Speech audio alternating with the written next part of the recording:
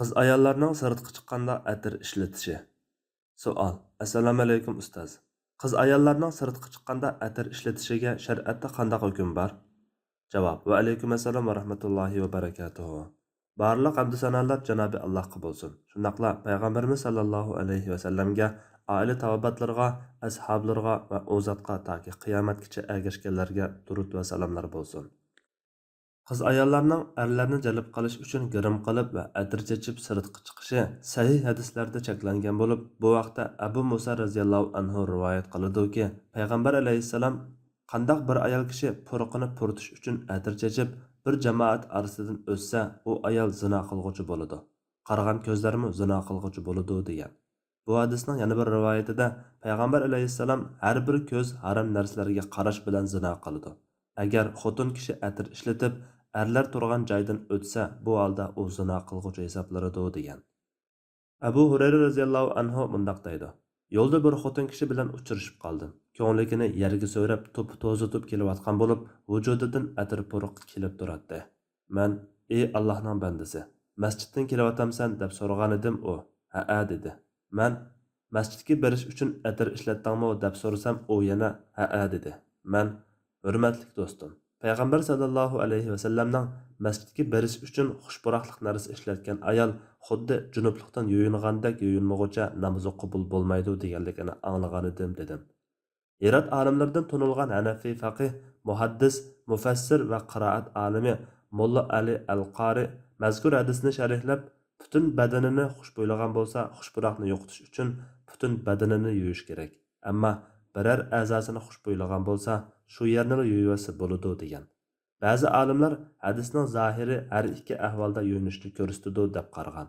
Buningga asosan kiyimlarga atir chachqan bo'lsa, sirtqa chiqmoqchi bo'lganda kiyimini almashtirib etish kerak. Yana bir hadisda payg'ambar alayhissalom ayollarga qaysi biringlar masjidga borsa xushbo'y ishlatmasin degan. Yana Allohning ayol bandalarini Allohning masjidlaridan to'smanglar degan. Bu hadisning Abu Davud rivoyatida Abu Hurayra radhiyallohu anhu munolarni qo'shib rivoyat qilgan. Lekin ular masjidlarga xushbo'y ishlatmagan holda chiqsin. Kechasi ko'chalarda odam oz bo'lg'achqa, kecha qorong'uligi texmo yomon. Payg'ambar alayhissalom yana bir hadisda qandoq bir ayol xushbo'y ishlatgan bo'lsa, biz bilan birga xuftonga qatnashmasin deb alohida ta'kidlagan. Buningdan ma'lumki, payg'ambar alayhissalomning ayollarni sirtqa atir ishlatib chiqishini cheklashidagi hikmat erlarning diqqatini tortmaslik bo'lib, bu masjidga chiqishda bo'lsin yoki boshqa joylarga chiqishda bo'lsin o'xshashlar cheklangan. Yuqorida bayon qilinganidek, hadislarda sirtqa chiqishda erlar pursun deb atir chechib chiqqan ayol zinoxo'r deb sifatlangan bo'lib, bu to'g'ri sifatlashdir. Chunki ayollarning sirtqa atir chechib chiqishi erlarning diqqatini tortadigan, shahvatini qo'zg'aydigan qilmish bo'lib, atirni purgan u ayolga qaraydi. Qarashni shahvat bilan davomlashtirsa, ko'z bilan zina qilgan bo'ladi. Demak, u ayol erlarning diqqatini tortib o'ziga qaratgan va ko'z zinosiga sabab bo'lgandir. Hatto fi'li zinoga olib berishi mumkin.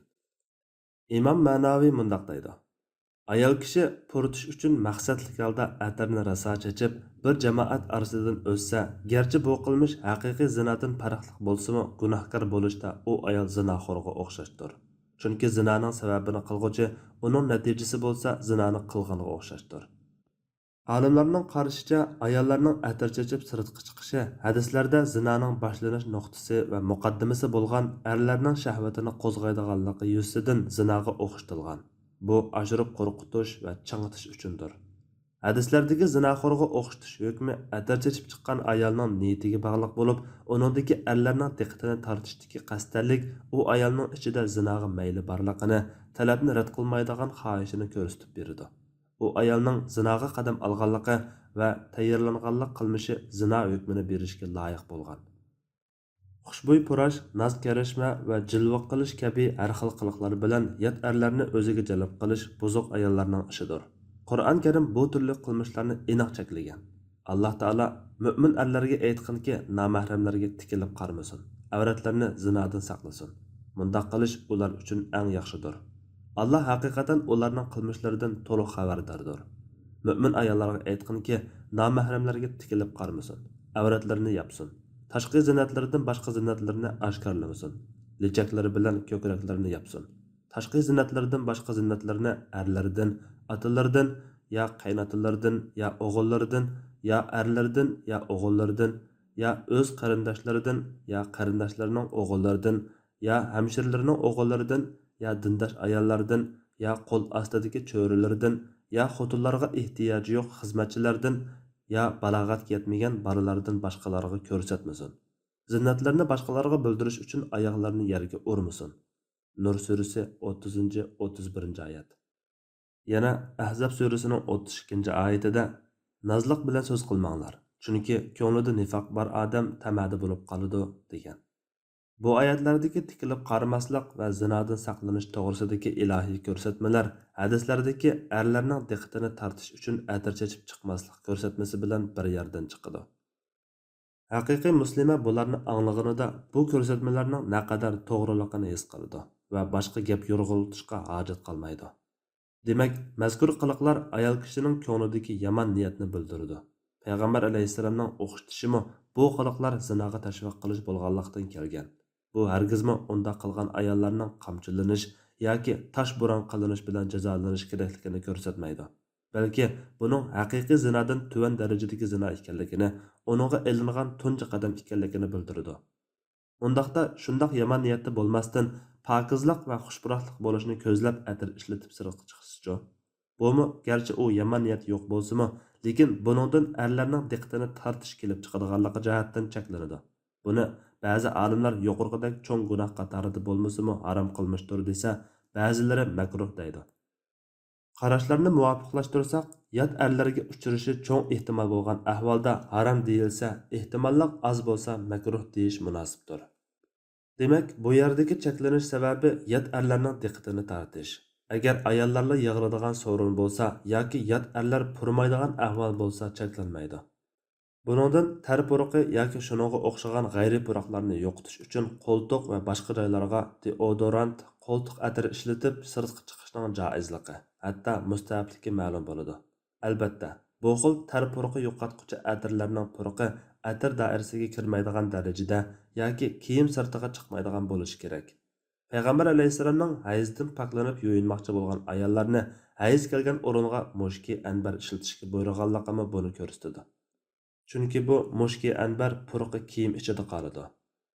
Aisha radhiyallohu anha rivoyat qilib mundaq degan: Biz payg'ambar sallallohu alayhi vasallam bilan birga Makka ga chiqqanimizda peshonlarimizga mushki anbar surkib olatdik. Tarlab ketganimizda yuzimizga saqib tushadi. Buni payg'ambar sallallohu alayhi vasallam ko'ratdi-yu, bizni to'simaydi. Bumi erlar bilan to'qurishib qolmaydigan sharoitlarda bo'lib, ayollar kajvalarda mang'atdi. Shundaqla uzun muddat ihrom bog'lagan holatda Hijozning issiqida tarlab turadigan, yuyinish noqulay bo'lgan holatlarda shundaq bo'lgan. Ham bu badanga ishlatilgan xushbo'y bo'lib, tar puruqini va g'ayri puruqni yo'qotish maqsadida surilgachga kiyimga ishlatilmagan. Bu yerda shuni tilg'alib o'tish kerakki, eri o'lib ketgan ayol 4 oy 10 kun iddat muddati ichida hazi tutish kerak. Ammo otasi, bolasi yoki aka-ukalari o'lib ketgan ahvolda ayol kishining uningga 3 kecha kunduzdan ortiq qarliq tutishi to'g'ri emas. Mana bu iddat va qarliq jarayonida yasanish uchun atir va xushbo'y ishlatishi cheklanadi. İmam Buxoriy Hazreti Abu Salma radhiyallohu anhuning qizi Zaynab radhiyallohu anhaning Payg'ambar alayhissalomning ayoli Habiba radhiyallohu anhadan rivoyat qilgan hadisida mundaq degan: Uning otasi Abu Sufyan bilan Jahshning qizi Zaynab radhiyallohu anhaning akasi o'lib ketganda, ularning har ikkilisi 3 kundan keyin atir ishlatgan. Hamda mundaq degan: Alloh bilan qasamki, mening atir ishlatgim yo'q. Biroq men payg'ambar alayhissalomning Allohga va oxirat kuniga ishonadigan bir ayol kishining o'lgan kishiga 3 kecha kunduzdan ortiq hazi tutishi haromdir. Faqatla eriga 4 oy 10 kun hazi tutadi deganligini anglagan edim. Bu hadis eri o'lib ketgan ayolga 4 oy 10 kun, yaqin tuqqani o'lib ketgan ayolga 3 kecha kunduz yasanib pardozlanishning haromligini bildirdi. Yuqorqi ahkamlarni mundaq ixchamlashga bo'ladi. 1. Erlarning diqqatini tortish uchun atir chechib sirtqa chiqish harom. 2. Erlarning diqqatini tortish niyat bo'lmasa, atir chechib sirtqa chiqish ba'zi olimlarning nazarida harom, ba'zilarning nazarida makruh. 3. Yot erlar purmaydigan faqat mahramlari yoki ayollarni puraydigan sharoitda atir ishlatish mubah. 4. Ter va g'ayri puraqlarni yo'qotish uchun badaniga puraq yo'qotgich ishlatish mubah bo'lib qolmay mustahab. 5. Hozidor ayollarning atir ishlatishi harom. 6. Ehrom bog'laganda atir ishlatish erlargami, ayollargami harom. Ammo ehrom bog'lashdan burun badanga atir surtib olish, garchi uning ta'siri ehrom bog'lagan chog'larda yo'qolib ketmasimi, erlargami, ayollargami, yot erlar bilan to'qurish bo'lmagan ahvolda sunnat. 7. Atir chachqan holatda uyda o'qigan namozida masala yo'q. Ammo sirtqa chiqib o'qimoqchi bo'lsa, atir purqini yo'qotib chiqishi lozim. Allah eng to'g'risini bilguvchidir. Fatvoda doktor Abdul Aziz rahmatulloh. Fatvolar majmuasi 3-tom.